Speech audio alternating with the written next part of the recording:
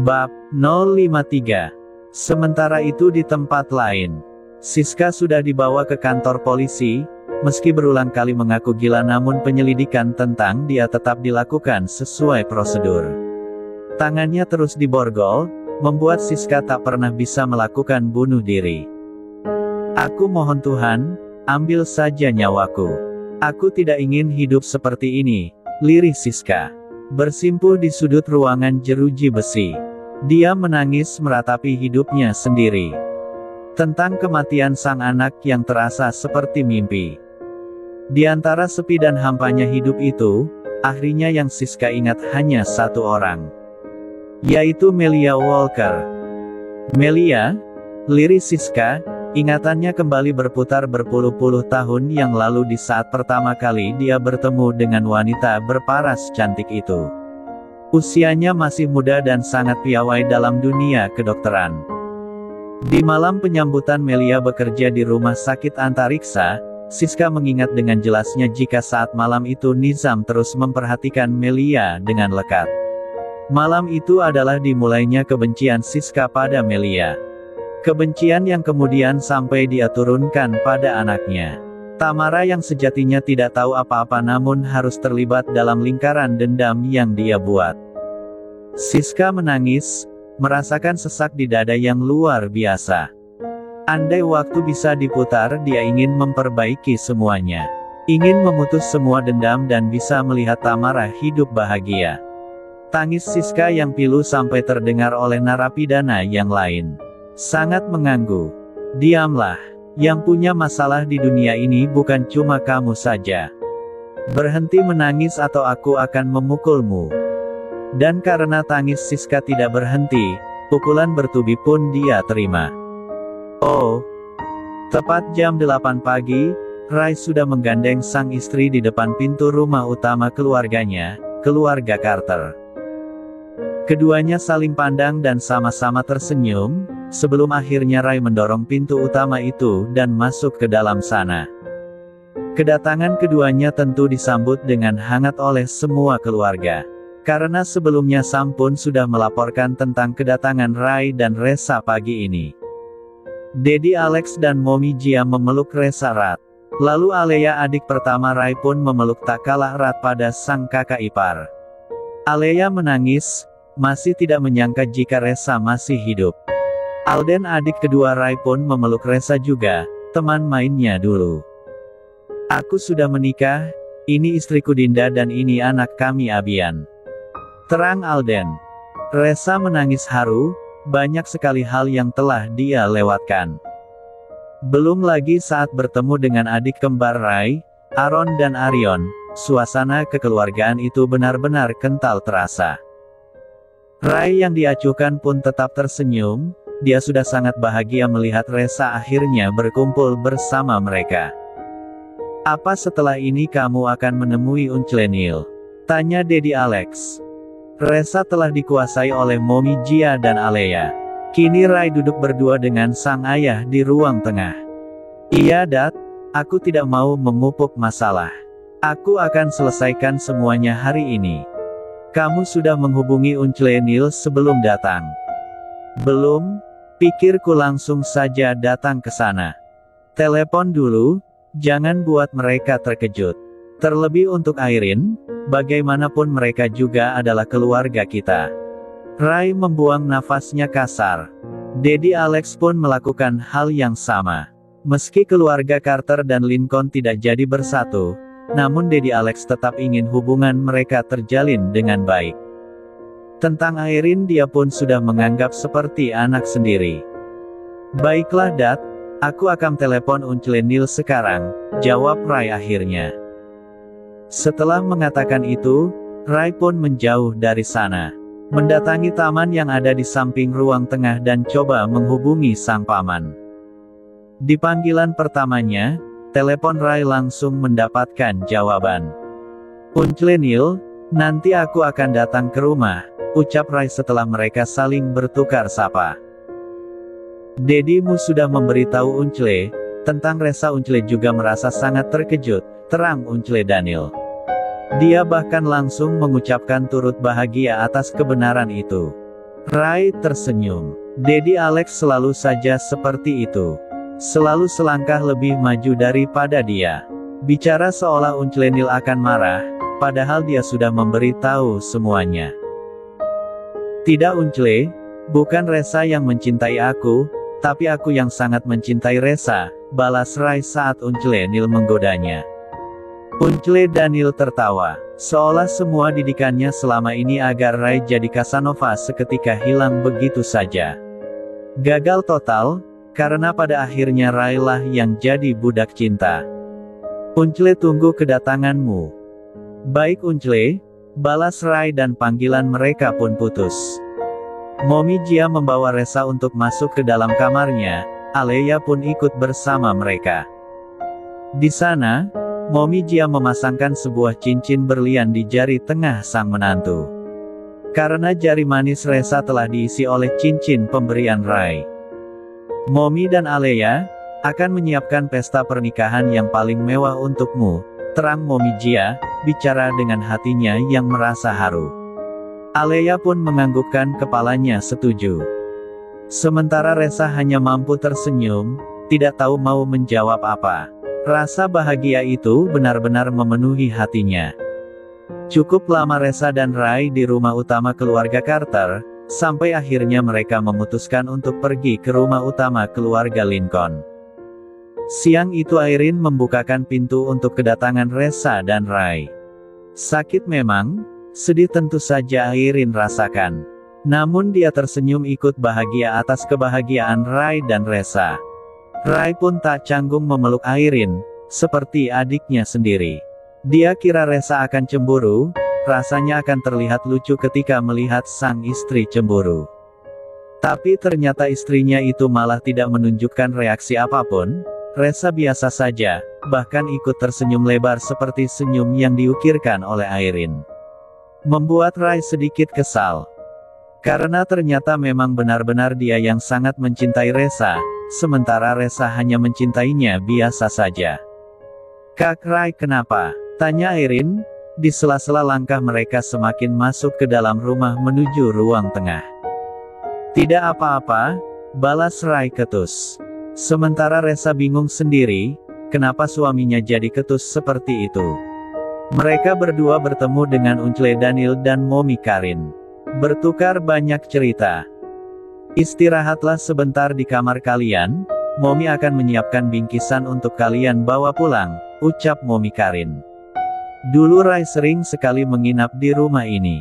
Rai jadi memiliki kamarnya sendiri, dan karena kini Rai sudah menikah, maka kamar itu pun menjadi milik Resa. Baik Mom, jawab Rai patuh, tanpa banyak kata dia bahkan langsung menarik tangan sang istri untuk mengikuti langkahnya. Resa bahkan sampai tak sempat untuk mengelak. Sementara Unclenil hanya mampu geleng-geleng kepala melihat sikap anak laki-lakinya itu. Kak Rai, pelan-pelan jalannya, memangnya kaki Kak Rai tidak terasa sakit? Tanya Resa pula, di antara langkah mereka berdua yang terkesan buru-buru. Kesembuhan sang suami baginya terlalu cepat, membuat Resa jadi merasa cemas. Kakiku benar-benar sudah sembuh Hani. Kamu butuh bukti. Resa jadi bingung sendiri ketika mendengar ucapan suaminya itu. Tiba di dalam kamar Rai langsung mengunci pintu kamar, mendorong tubuh sang istri sampai bersandar di balik pintu itu. Kak Rai kenapa sih? Dari tadi kulihat seperti mau marah, tanya Resa pula, tubuhnya tak bisa bergerak kemana-mana, karena Rai menguncinya dengan kedua tangan. Kamu tidak cemburu melihatku dengan Irene? Balas Rai, menjawab dengan sebuah pertanyaan.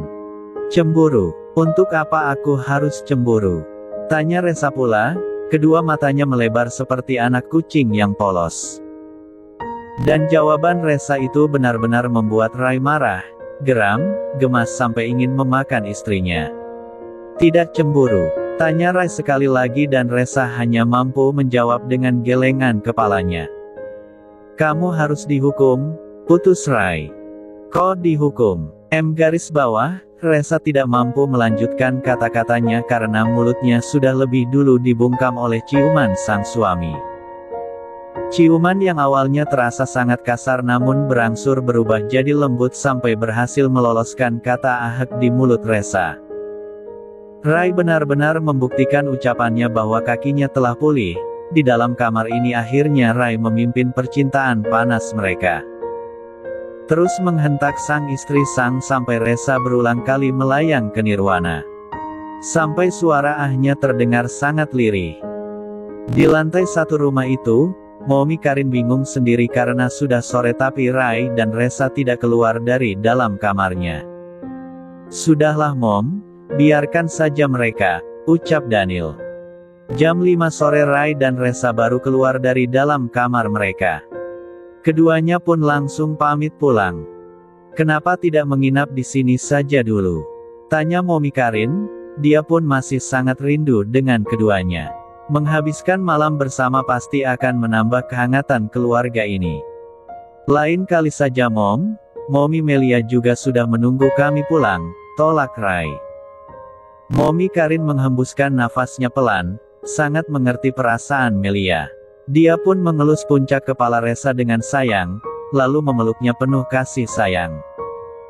"Baiklah, sering-sering berkunjung ke sini, iya," ucap Momi Karin dan Ressa mengangguk. Airin juga ada di sana, dia tersenyum melihat pria yang dicintainya pun tersenyum. Melepaskan dengan hati terbuka seperti ini terasa lebih ringan baginya, daripada harus terus mempertahankan seseorang yang hatinya tak pernah mampu dia gapai. Airin juga mengantar kepergian Rai dan Ressa sampai di teras rumah. Dan setelah mobil sepasang suami istri itu keluar dari halaman rumah mereka, Dedi, Daniel dan Momi Karin memeluk Airin dengan erat. Bangga karena anaknya bisa menerima semua ini tanpa ada perlawanan. "Kamu akan mendapatkan jodoh yang lebih baik daripada Rai, mungkin seorang dokter. Seperti Dedi mendapatkan Momi," ucap Dedi Daniel, menggoda anaknya sendiri. Airin mencebik, baru patah hati dan sudah diiming-iming pria lain. Sementara Momi Karin hanya terkekeh pelan melihat keduanya. Oh, hampir jam 6 sore, Rai dan Ressa baru tiba di rumah utama keluarga Dude. Momi Melia segera memeluk anaknya dengan sangat erat, menciumi wajah Ressa sampai Ressa kegelian. "Mom, aku bukan anak kecil lagi," rengek Ressa. Malam itu Ressa benar-benar dikuasai oleh Dedi Nizam dan Momi Melia. Rai tidak terlalu bersedih, untunglah mereka sudah menghabiskan banyak waktu bersama ketika berada di rumah Uncle tadi siang. Setelah makan malam bersama, mereka semua duduk di ruang tengah. Ressa diapit oleh ayah dan ibunya. Menyaksikan pemberitaan di televisi tentang keluarga mereka sendiri. Tentang keluarga Thompson yang namanya benar-benar hancur. "Bagaimana dengan Siska Mom? Kapan sidangnya dimulai? Aku sudah tidak sabar melihat putusan sidang itu," tanya Ressa. Tapi Momi Melia tidak langsung menjawab pertanyaan sang anak, dia lebih dulu mengelus lembut tangan Ressa. Seolah ingin menenangkan sang anak dari semua emosi yang ada di dalam hatinya. Kabar terakhir yang Momi dengar, sidang pertama mulai tanggal 16 bulan ini. Tapi kondisi Siska semakin memprihatinkan, dia tidak mau makan dan jatuh sakit. Luka di tubuhnya pun semakin parah karena Siska tidak mau mendapatkan penanganan. Mendengar penjelasan ibunya itu seketika Ressa menelan ludah dengan kasar. Entahlah, antara iba dan pembalasan yang setimpal seolah sedang beradu mengganggu pikirannya. Sampai tengah malam, Ressa bahkan masih teringat ucapan ibunya itu. Perasaannya yang tak tenang, membuatnya ingin tahu lebih. "Kak," panggil Ressa lirih. Dia berada di dalam dekapan sang suami. "Kenapa Hani? Kamu masih memikirkan Siska?" Ressa mengangguk kecil. "Bagaimana jika malam ini kita pergi ke penjara? Aku ingin melihat langsung keadaan wanita itu," ucap Ressa. Sontak membuat Rai terkejut. Tapi Siska tidak bisa dikunjungi oleh siapapun Hani. Dia bisa melukai orang lain. "Begitu kan," kata Momi Melia. Balas Rai pula, menjawab dengan memberi pertanyaan. Dia bahkan sedikit melerai pelukan mereka dan menatap sang istri dengan tatapan tak percaya. Kita menyamar saja jadi polisi penjaga sel tahanan. Rai tercengang. Istrinya ini suka sekali membuat dapat serangan jantung. Kak Rai tidak mau ikut. Apa aku harus pergi sendiri? Rai kehabisan kata-kata. Resa pintar sekali bersilat lidah sampai membuatnya tak bisa menolak. Sampai akhirnya, meski sedikit terpaksa, Rai pun menyetujuinya. Dia tidak mau tiba-tiba Resa pergi bersama Chris. Baiklah, ayo pergi. Tidak ingin membuat Momi Melia dan Dedi Nizam cemas, tengah malam ini Rai dan Resa keluar dari rumah dengan mengendap-endap. Mereka tidak lewat pintu depan, melainkan lewat pintu belakang. Di ujung sana Sam sudah menunggu dengan setia. Beberapa saat setelah memutuskan untuk pergi ke kantor polisi, Rai segera menghubungi sang asisten. Dia merasa lebih nyaman jika Sam yang menemani, dibandingkan dengan Chris. Ayo, ajak Rai saat dia dan sang istri sudah duduk sempurna di dalam mobil. Chris menunggu kita tak jauh dari kantor polisi. Dia membawa seragam dan identitas yang bisa kita gunakan, terang Resa. Tadi saat Rai menghubungi Sam, Resa juga menghubungi Chris. Dalam misi seperti ini, Chris jauh lebih unggul dibandingkan Sam. Tapi Rai tak mau mengerti itu, dia sudah kepalang tak suka pada asisten pribadi sang istri. Kamu menghubungi Chris? Iya kak. Kenapa tidak bilang padaku? Resa tak bisa menjawab, hanya menelan ludah. Sementara Sam yang sedang menyetir hanya membuang nafasnya pelan. Sifat posesif sang tuan mulai kambuh. Bahkan mungkin jika ada semut jantan yang menempel di tubuh sang nyonya, tuannya itu akan marah. Untuk apa menghubungi Chris? Kamu mau menemui Siska bersama dia? Tidak kak, Chris hanya membawa seragam dan identitas yang bisa kita berdua gunakan. Jadi bisa masuk ke sana tanpa bersembunyi-sembunyi, sama seperti saat aku dan Chris masuk ke rumah sakit jiwa Golden Dominic. Terang Resa apa adanya, bicara dengan suaranya yang lirih tak ingin sang suami marah. Rai coba mengerti, tapi dia menatap sang istri dengan tatapan intens, seolah mengintimidasi. Sampai akhirnya Resa berinisiatif untuk membelai lembut dada suami. Coba meredam amarah suaminya itu menggunakan sentuhan. Dan benar saja, usaha Resa berhasil. Rai kemudian menggenggam tangannya erat, lalu memeluk Resa penuh cinta.